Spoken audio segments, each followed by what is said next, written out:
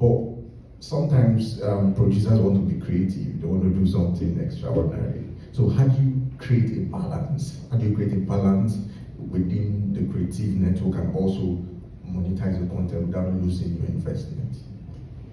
Okay, for me, the answer to that question is every film has like a pathway, right?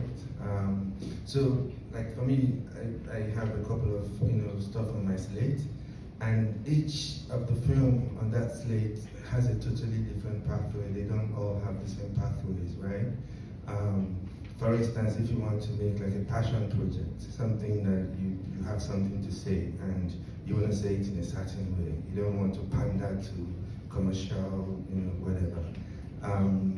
You know that the way you're raising money for that project is different from the way you're raising money for a film that you want to put in the cinema. You're making a commercial film. It's art, but you can control, the trajectory and how it goes.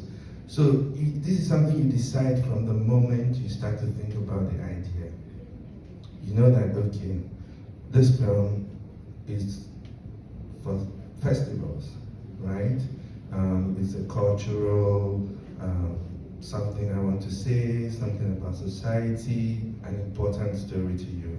And you know that it's probably not going to bring a lot of people to the cinema. And you have to be honest to yourself. You will know. And then, so how you're raising the money for that? Of course, you're not going to be looking for investors. You're not going to be looking for loans. You're not going to be investing your own money, hoping to recoup it back. That pathway takes you to funds from donors, grants, pre-sales.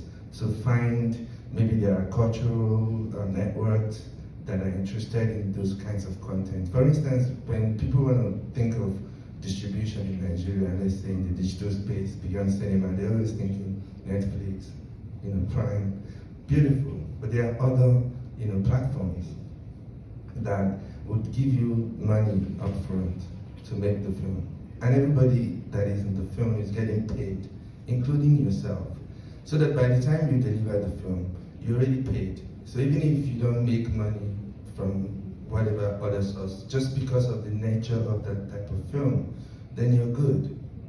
But if you're making a film for the cinema, then you're doing your projection, you're treating it like a purely business. It's like you're starting a new company. I tell people every film is a startup. Everything that you think you need to do for a startup, you need to do it for every project. So you're doing your deck, you're doing your financial plan, you're doing your income analysis, everything, the whole 9 yards. And that's the way I look at it.